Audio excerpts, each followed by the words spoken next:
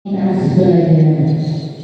Bapak Ibu, puji dan syukur kita panjatkan kehadirat Tuhan Yang Maha Esa, yang mana pagi hari ini kita diberi kesehatan, keluarga dalam melaksanakan kegiatan pagi hari ini, dan kami sebagai terus meminta maaf Ibu Pengawas karena ada 2 orang guru yang mengikuti kegiatan tes pada hari ini dan 1 orang lagi dalam keadaan sakit.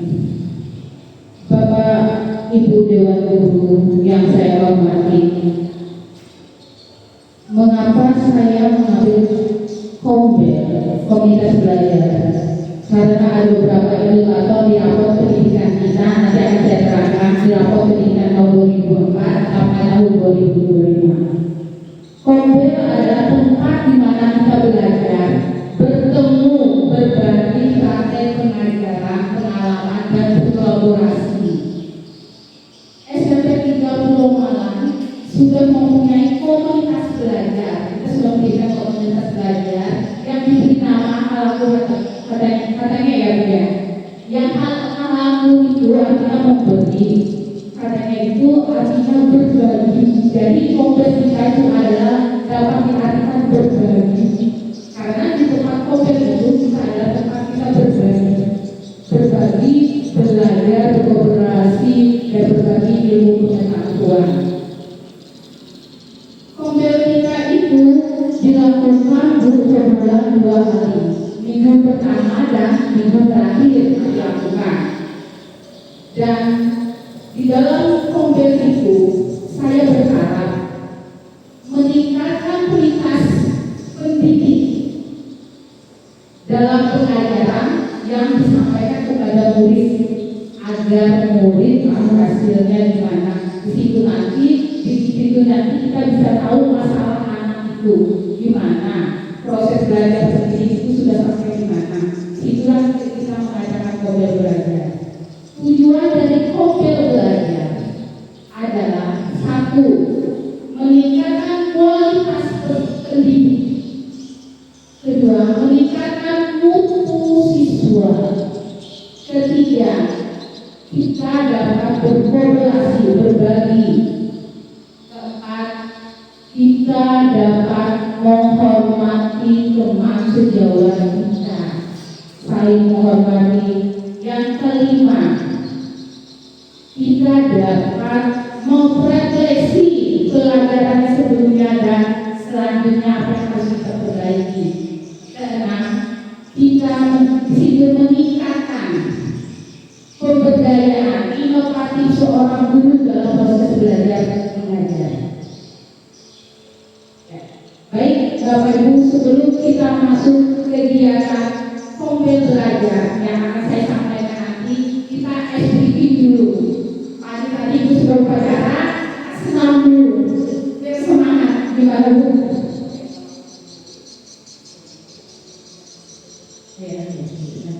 Oke, sekarang kita SPP dulu.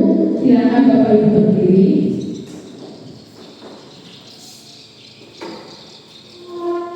Silakan kita berdiri di sini Bapak Ibu. Berdiri di sini aja Pak Ibu. Ya.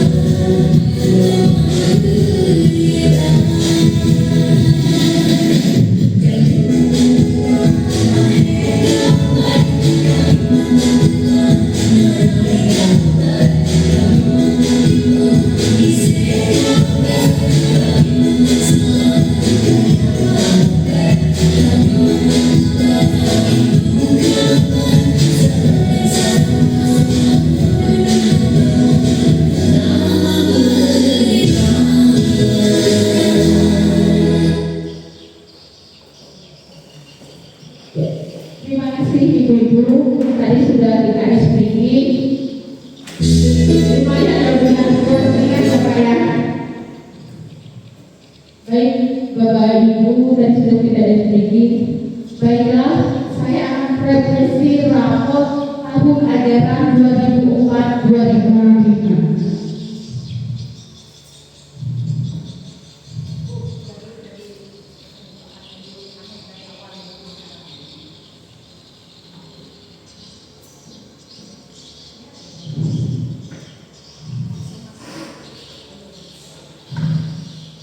Baik Bapak Ibu sekalian, baiklah pada hari ini saya observasi kinerja kepala sekolah yang mana indikatornya adalah aktivitas komunitas belajar. Sebelum saya masuk ke komunitas belajar, baiklah saya akan revisi dulu raport pendidikan tahun 2004 ke tahun 2005.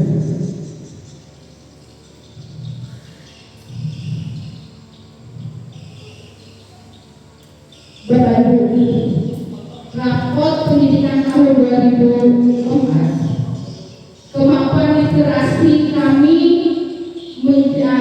sedang 60,71%, peserta didik sudah mencapai kompeten. Capaiannya turun 14,29 dari tahun 2024. Berarti pencapaiannya dibandingkan itu peningkatannya meningkat menengah pada 41 sampai 60% tingkatnya secara menengah nasional. Itu adalah literasi kita kemarin. Literasi 2024 itu di dalam literasi itu masalah menyimak teks pembelajaran yang masih turun di situ, tapi capaian lainnya 0,89 2024. Ya, selanjutnya kemampuan numerasi. Kemampuan numerasi itu untuk kami 51,42% sudah mencapai kompetensinya. Pencapaian lainnya 0,89 dari tahun 2004. Pencapaian artinya pencapaiannya peningkatannya dari angka 60% meningkat menjadi 61,80%. Jadi 19% peningkatannya Bu. Pencapaiannya tahun 2004. Silakan selanjutnya. Nah, untuk karakter pencapaiannya baik, tapi masih turun di tahun 2024 2,38%, tapi kami berdiri dalam peringkat menengah ke atas 21 sampai 40% untuk karakter kami. Terus selanjutnya rapor pendidikannya yang selanjutnya, iklim keamanan satuan pendidikan pencapaian baik, naik 1,03 dari tahun 2004, peringkat kelima ke atas sampai dari dengan 21 sampai 40%, jadi nilainya agak tinggi, jadi nilainya baik untuk iklim kebenekaan bidang ini. Terus selanjutnya untuk komunitas pembelajaran. Komunitas pembelajaran, kualitas pembelajarannya pencapaiannya turun 0,94, peringkat ke atas 1,20% secara nasional. Maka dari situ saya mengangkat kompel belajar, karena di situ kualitas pembelajaran yang baik tapi menurun 0,90%. Makanya di saat ini konsultasi kerja sekolah saya mengangkat dengan saya tentang komunitas belajar. Ya, itu rapor pendidikan kami di tahun 2004 sampai dari 2005 peningkatannya seperti itu. Jadi 2004 itu literasi kita yang menurun literasi akan naik berapa persen. Setelah itu di tahun 2005 literasi kita menurun berapa persen, numerasi kita menurun berapa persen. Tapi di prioritas kinerja guru juga menurun 0,94% saja. Maka dari itu agar literasi dan numerasi kita untuk siswa didik kita meningkat ke tahun ke depan, makanya saya mengajak Bapak Ibu dan kegiatan aktivitas belajar kita melakukan dengan model belajar. Baik Bapak Ibu, kita perhatikan ke depan. Apa itu komunitas? Komunitas adalah sekelompok pendidik yang belajar bersama, berkolaborasi secara rutin dan berkelanjutan dengan tujuan yang jelas dan terukur untuk meningkatkan kualitas pembelajaran sehingga berdampak pada hasil belajar murid berdasarkan pada 3 ide besar dan 5 dimensi yang menjadi pijakan dalam menjalankan seluruh proses dalam sebuah siklus untuk perubahan yang berkelanjutan. Jadi suatu komunitas belajar itu adalah tempat kita berbagi. Bukan selama ini ada observasi kelas. Kelas ada observasi kelas. Nah, di sana ibu mengajar anak-anak ada proses belajarnya. Di saat ibu sudah mengajar, ibu kepala sekolah mengobservasikan nilai kalian. Nah, setelah itu biasanya saya sudah selesai mengambil Bapak Ibu, saya suruh datang ke ruangan saya. Saya bertanya kepada Bapak Ibu, saya bertanya, Bu, apa sih yang kekurangannya Bapak Ibu ajarkan di situ? Bapak Ibu dapat menjelaskan dan sebagainya. Nah, dari itu nanti ada permasalahannya, maka kita masukkan ke bukti komunitas belajar itu. Itu harapan saya untuk kedepannya. Saya lanjut Bu. Nah, di dalam komunitas belajar itu ada 3 ide besar. Yang pertama, fokus pada pembelajaran.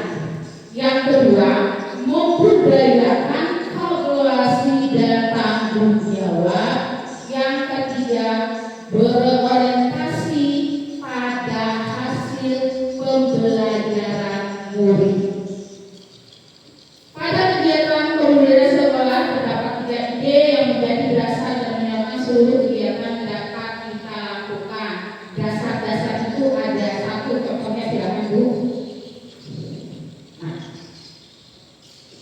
ide besar itu pertama, fokus pembelajaran.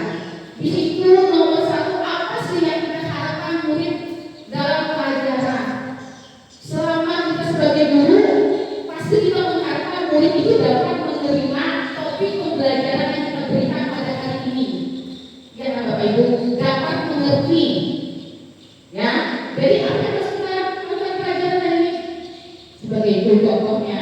Yang kedua, bagaimana kita tahu bahwa murid itu sudah belajar hal tersebut? Bapak Ibu, Bapak memberikan tema belajar tadi tentang bahasa Indonesia, tentang membaca. Nah, apa yang harus dilakukan setelah itu? Memberikan apa Ibu, Bapak-bapak? Setelah memberikan pelajaran itu memberikan apa? Agar tahu dapat diterima oleh murid. Memberikan tugas dan latihan kepadamu murid. Bagaimana kita tahu murid sudah belajar hal tersebut? Berarti kita memberikan tugas dan latihan agar tahu yang kita berikan tadi kita terangkan tadi bisa atau tidak dia mengerjakannya. Kalau bisa, berarti mereka sudah menguasai materi itu tadi. Yang ketiga, bagaimana respon kita jika murid itu tidak belajar? Pasti ada perasaan sedih di hati kita. Kenapa murid ini tidak bisa? Mana sudah Ibu terangkan, Ibu sampaikan. Berarti kita harus mencari titik masalahnya apa? Apakah dia tidak menguasai tentang tema pembelajaran tadi, atau dia malas belajar karena dari segi-segi lain? Nah, kita tidak bisa menghakimi murid. Tidak bisa menghakimi murid. Kita bertanya, apa sih nak permasalahan kamu dalam proses belajar ini tadi yang diterangkan? Apa sih nak?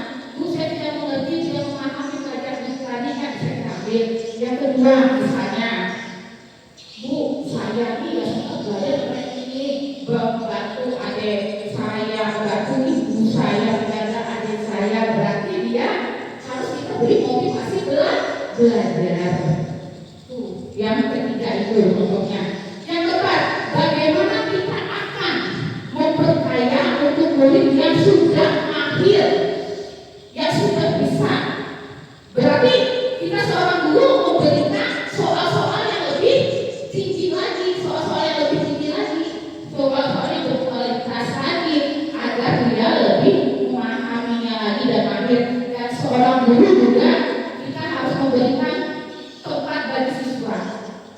memberikan penghargaan kepada siswa, misalnya dengan sertifikat atau piagam-piagam yang kita berikan oleh itu yang sudah mahir.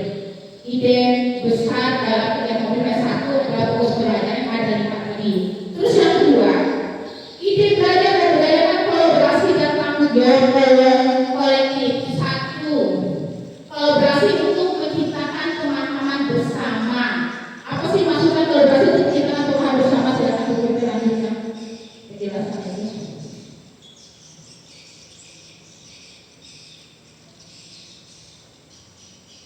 Ini yang harus ada pada komunikasi dalam itu adalah ada 5 dimensi. Satu, kepemimpinan terutama yang paling mendukung. Kedua, kondisi yang mendukung. Ketiga, nilai. Keempat, pembelajaran kolektif dan penerapannya, berbagi praktek yang baik. Tuh, yang kolaborasi bersama. Itu yang kita lakukan. Setelah itu, yang kedua, dua hal yang penting untuk diterapkan dalam model sekolah. Satu, jadikan data hasil belajar ini sebagai acuan penelitian tindakan kelas, sebagai acuan untuk meningkatkan kualitas pengajaran individu. Jadi acuannya, jadikan data hasil model sebagai acuan pendidikan untuk meningkatkan kualitas pengajaran individu. Jadi Bapak Ibu mengajar, terus Bapak Ibu nanti akan melihat kualitas per individu siswa itu peningkatannya. Yang kedua, fokus utama dari topik yang didiskusikan dalam model adalah seputar murid dan murid. Jadi dalam komunitas belajar itu kita memfokuskan adalah murid kita. Murid kita utamanya murid dan murid. Murid dan murid. Jadi guru memberikan murid dan mendapatkan hasil yang lebih baik lagi. Tuh yang diberikan. Selanjutnya ketiga, mempersiapkan komunitas belajar dalam sekolah. Satu, membangun tim kecil. Membangun tim kecil dalam komunitas belajarnya. Yang kedua, memproteksi visi satuan pendidikan. Kita mempunyai visi dan misi satuan pendidikan itu kita refleksikan bersama-sama dalam model di belajar itu tadi. Apa yang harus kita angkat dari itu? Jadi kita programkan bersama-sama di dalam modelnya. Yang ketiga, membangun nilai komitmen bersama yang saya jelaskan tadi. Komitmen kita bersama saling berbagi. Terus menghormati umat sejawat, mengembangkan inovasi dan inovasi dalam pembelajaran berkualitas dan bermutu. Terus langkah apa saja yang diambil dalam tim kecil kita adalah tim komunitas belajar tadi. Siapa saja tim di dalam kecil itu? Kepala sekolah dan guru. Tim kecil terdiri atas sekolah serta guru yang berangkat mampu berdiskusi tentang implementasi komunitas belajar secara strategis dan mampu gerakan memberi pengaruh pada rekan sejawatnya. Jadi rekan sejawat itu rekan kerja kita, teman kerja kita. Oke, lanjut Bu. Nah, apa saja tugas dari tim kecil itu dalam komunitas belajar? Ada beberapa hal, ada 6. Satu, menyiapkan pertemuan persiapan komunitas belajar. Yang kedua, menjadi fasilitator dalam pertemuan persiapan komunitas. Fasilitator itu bisa dari guru, boleh, silakan. Bergantian juga boleh, yang mempunyai ilmu berbeda-beda, ada pengetahuan berbeda-beda. Dan kita juga bisa mengajar fasilitator dari luar. Yang ketiga, membantu menganalisa data rapor pendidikan hasil belajar siswa dengan itu memutuskan tujuan prioritas tahunan. Jadi hasil rapor kita tadi, pendidikan hasil rapor anak-anak tadi, tiap tahun kan ada rapor semester 1, rapor semester 2, itu kita lakukan di komunitas belajar. Apa sih hasilnya selama ini? Ada berapa anak sih yang berhasil, ada berapa anak yang tidak berhasil? Nah, di komunitas belajar itu selalu kita lakukan. Jadi nanti akan ada perubahan-perubahan. Perbaikan. Yang keempat, menentukan tim belajar. Nanti ada beberapa orang yang disebutkan dalam tim belajar, komunitas belajar. Terus yang kelima, mengidentifikasikan guru potensial yang bisa menjadi koordinator tim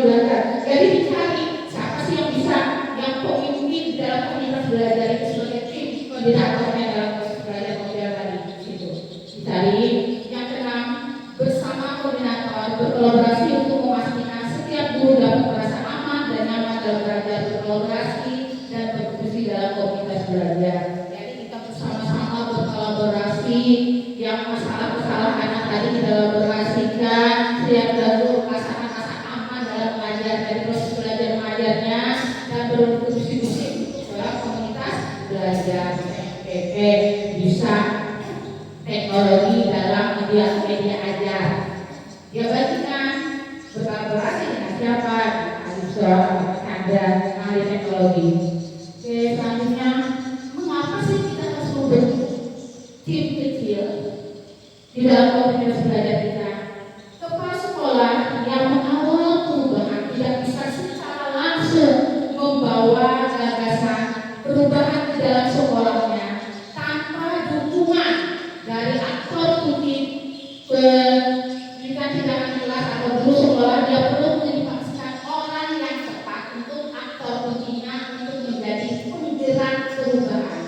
Kepala sekolah perlu mendiskusikan gagasan perubahan yang akan dibawa serta meyakinkan mereka dan meminta masukan atau gagasan sehingga aktor atau kunci tersebut merasa yakin dan dukung gagasan perubahan tersebut. Dukungan dari aktor atau kunci merupakan modal yang besar untuk mendukung dari seluruh PPK di sekolah. Jadi Bapak Ibu, komunitas kecil itu bergerak apa saja permasalahan yang bisa diminta, makanya apakah ada perhatian di dalam kelas itu dikumpulkan, sudah dikumpulkan, dibicarakan apa sih yang kita akan lakukan di minggu ini nanti tentang permasalahan anak-anak di sini. Nah, kepala sekolah adalah pendukung pengawal, yang berubah itu adalah pendidik. Merubah itu adalah pendidik yang tahu yang di dalam kelas.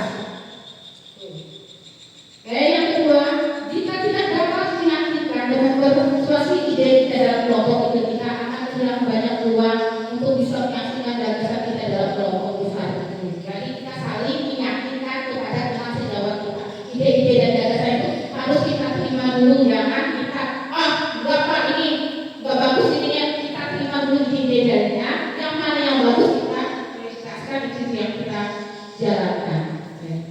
Langkah kedua, merefleksikan visi yang satu, visi satuan pendidikan. Visi sekolah perlu direfleksikan untuk menjadi arah bersama yang diuji oleh semua pemangku kepentingan agar seluruh sekolah merasa memiliki visi ini dan tanggung jawab untuk mewujudkan visi yang mengacu pada hasil belajar murid yang diinginkan. Nah, visi-visi kita di sekolah itu adalah pengacu untuk dalam mobil belajar kita itu mengacu ke situ. Kalau tidak memahami guru tidak memahami visi dan visi, gimana cara bergerak yang untuk mewujudkan murid menjadi guru yang berkualitas.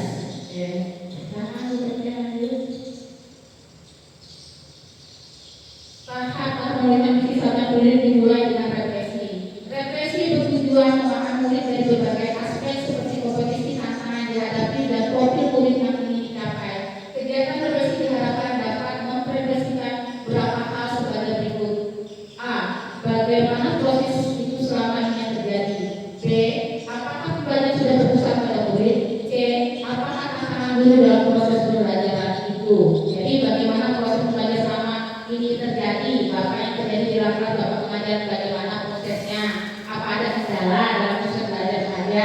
Kalau ada kendala, kita bicarakan di mobil belajar kita. Yang kedua, apakah pembelajaran sudah berpusat pada murid. Apakah Bapak Ibu sudah memberikan pelajaran yang berpusat kepada murid. Itu harus diperhatikan, harus berpusat pada murid dulu. Terus ketiga, apakah tantangan guru dalam proses belajar. Semua guru pasti mempunyai tantangan di dalam proses belajar mengajar di kelas. Kelas itu kan berbeda-beda, ada kelas 7, kelas 8, dan kelas 11. Biasanya di kelas 11 itu bertingkat itu yang biasanya banyak masalahnya, banyak tantangan proses pembelajaran. Nah, di situ nanti kita bicarakan di mobil belajar itu agar mempermudah kita belajar. Apa sih? Misalnya Pak Adi, Pak Adi di dalam kelas 9 ada datang, saya Pak Adi tidak ada karena sebenarnya belajarnya oke-oke saja. Pak Adi kan memberikan pengarahan kepada kita, memberikan solusi bagi kita harus belajar seperti ini dan sebagainya, agar tantangan yang kita hadapi tadi akan tidak ada lagi dalam proses belajar mengajar. Itu Bapak Ibu, sampai di sini bisa mengartikan ya Bapak Ibu ya.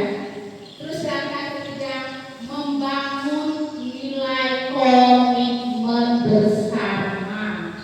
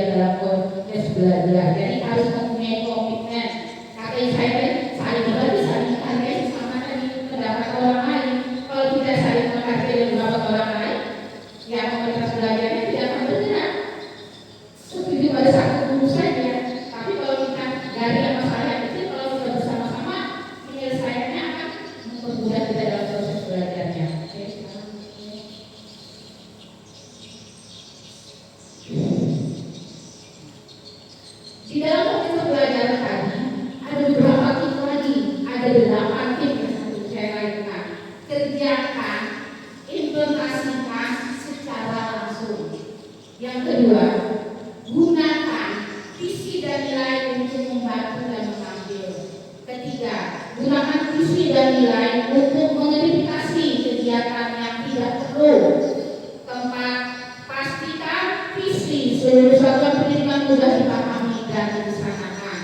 Yang kelima, lakukan nilai-nilai yang telah ditetapkan bukan hanya sekedar mencapainya. Yang keenam, saling berbagi dan berkolaborasi. Yang tujuh, berfokus pada kemampuan.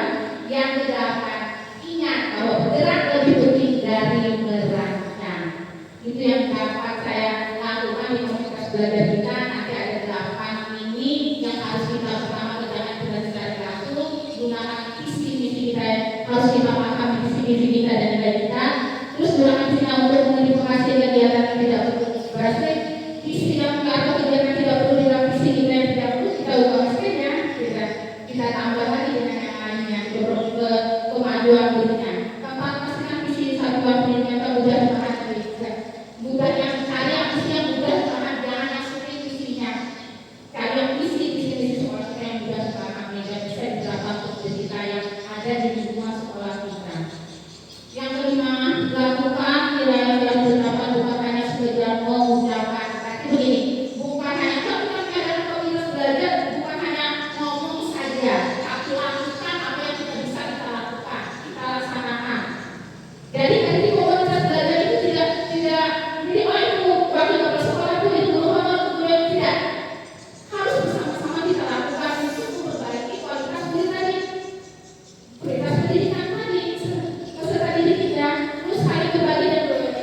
Saling berbagi yang tadi saya bilang, misalnya Bu PP isi media aplikasi mengajar, Bu Evi nggak bisa, ayo kita bagikan kepada guru-guru lain agar bisa menjadikan media belajar yang menarik bagi anak-anak di sekolah. Yang pertamanya cuma menonton saja anak-anak guru dalam proses belajar, tapi dengan media ajar itu akan menarik perhatian anak-anak dan anak-anak akan bisa melanjutkan atau menyerap pelajaran yang diberikan oleh gurunya.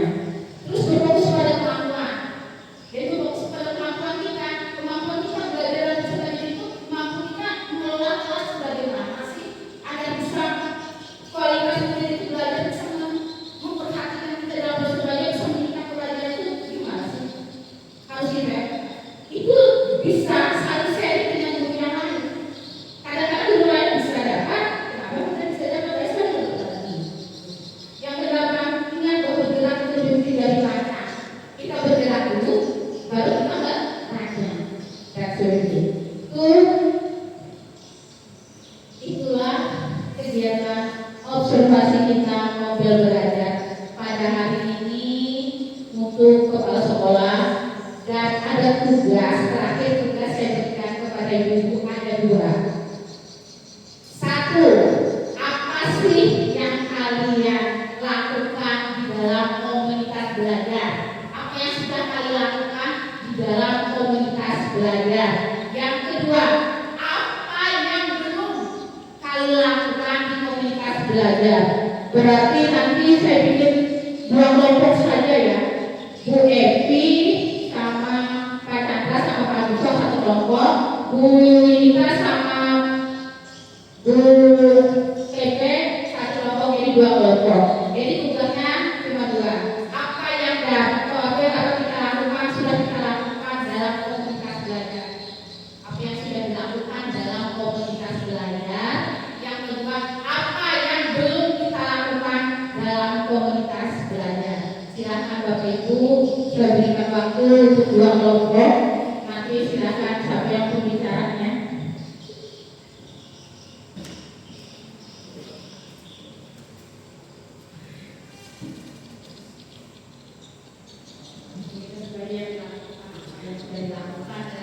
Belum dilakukan.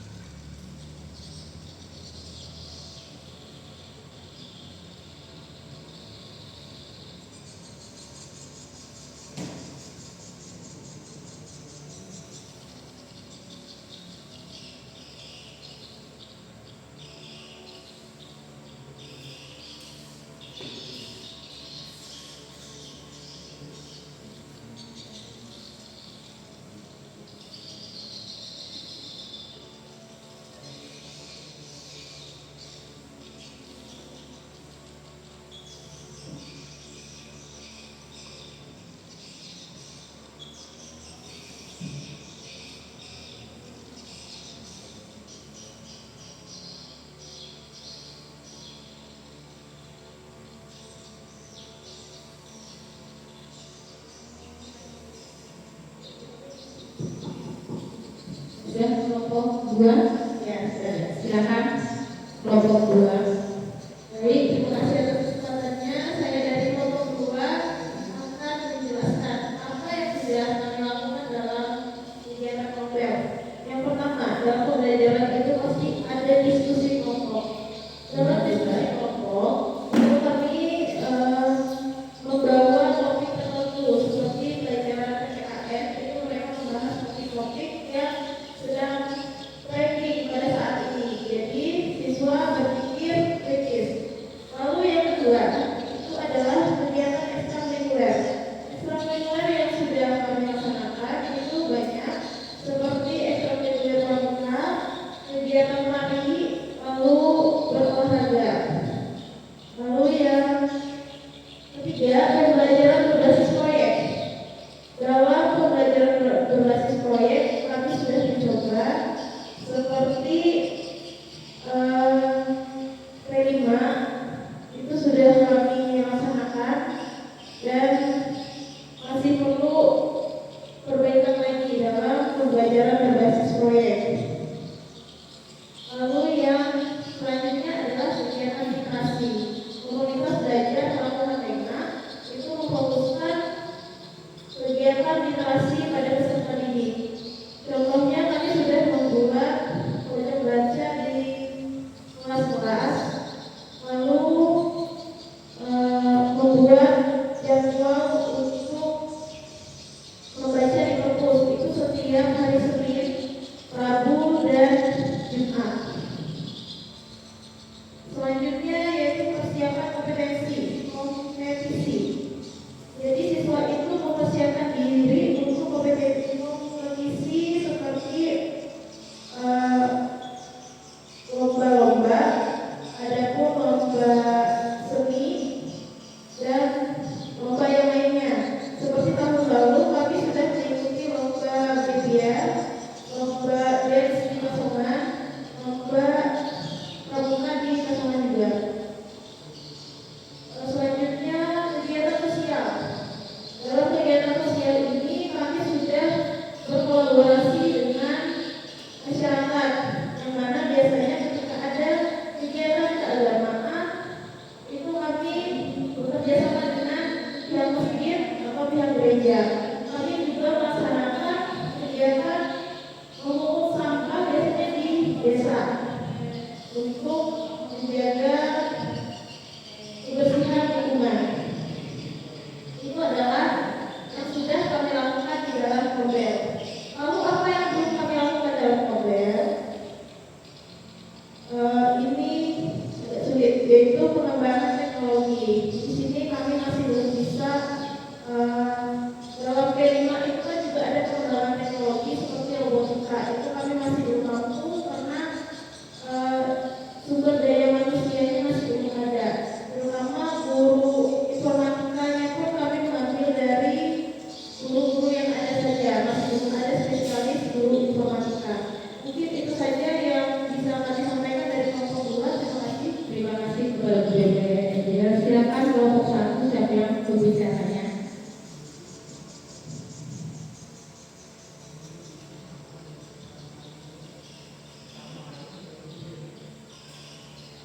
Terima kasih untuk waktu yang diberikan. Apa yang sudah dilakukan dalam kami untuk penerimanya adalah kerjasama dengan masyarakat desa. Kami kan ada contohnya masih ada terus itu kami juga untuk sharing metode pembelajaran. Sharing metode pembelajaran itu kadang-kadang kami lakukan saat ini. Jadi saat kan guru-guru kan kumpul di kantor. Waktu kumpul di kantor itu sering ngobrol gimana sih menghadapi di dalam kelas, terus tuh menghadapi siswa yang lumayan aktif, terus yang aktifnya berlebihan sebutannya. Karena sekarang kan dilarang menyebut siswa nakal, kan. Sebutannya itu kan siswa yang aktif berlebihan kali itu. Terus tuh namanya kerjasama, dia ada siswa yang bermasalah itu guru-gurunya bekerja sama. Dan yang kayak saya kan guru BK, guru-guru yang lain juga membantu saya. Tuh. Yang belum dilakukan untuk yang masalah praktikum mungkin kan banyak yang sama praktikum terutama yang di bidang IPA, informatika itu kan keterbatasan alat beda ya bahannya. Mungkin kalau bahan-bahan alat mungkin siswanya bisa, tapi kalau memang alat-alatnya yang membutuhkan alat itu masih kurang. Ya, terima kasih kepada dua kelompok belajar. Kita bertemu yang beriak. Itulah hasil dari ngobrol tadi yang dapat dilakukan dalam kode belajar yang belum dilakukan oleh mereka itu tadi. Itulah hasilnya. Dari itu tadi kita refleksi nanti di dalam komunitas belajar kita apa yang sudah kita lakukan, yang harus kita perbaiki, dan apa yang belum kita lakukan akan kita lakukan dan akan kita usahakan fasilitasnya. Sekarang selanjutnya yang terakhir sebelum saya menutup kegiatan observasi saya tadi mau sudah menjelaskan tentang komunitas belajar. Sekarang saya menjelaskan saja apa refleksi kalian di dalam saya menjelaskan komunitas belajar. Saya minta Pak Adikson memberikan refleksi tentang observasi dari saya tadi.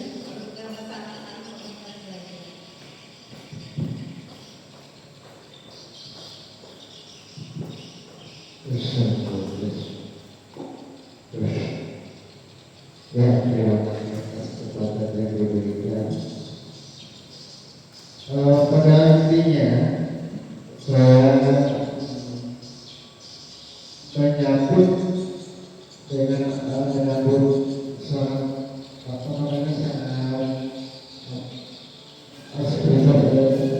apresiasi tentang komunitas belajar ini.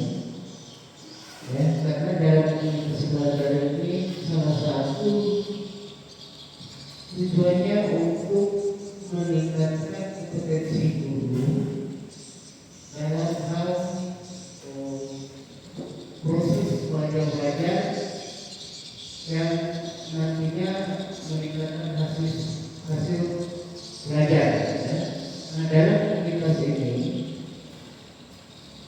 yang diperlukan itu adalah yang pertama dulu itu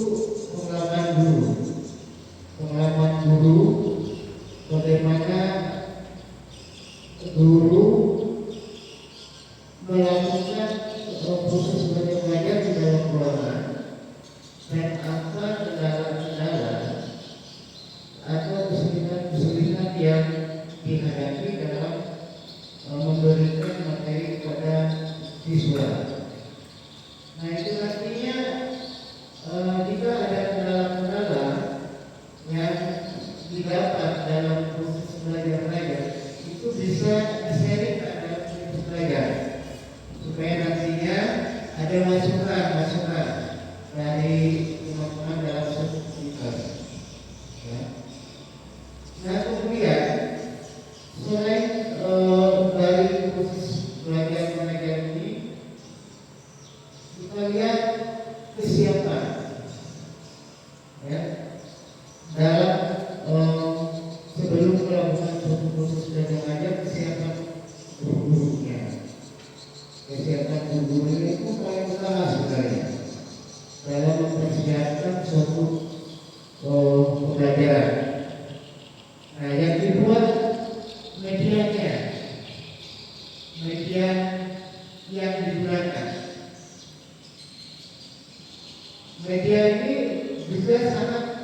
membantu.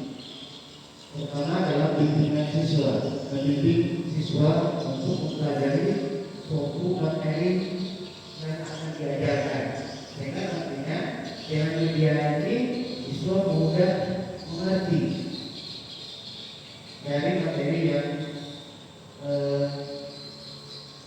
kita sampaikan. Media itu apa? Ya. Baik itu media pembelajaran, baik visualnya maupun audionya maupun videonya. Karena sekarang kita diharapkan bisa mengajar menggunakan teknologi, ya, menggunakan teknologi, terutama untuk gambar. Biasanya gambar-gambar itu sulit kalau kita membuat media menggunakan gambar, tetapi kalau kita sudah bisa menggunakan teknologi dengan menggunakan LCD, kita langsung ditayangkan.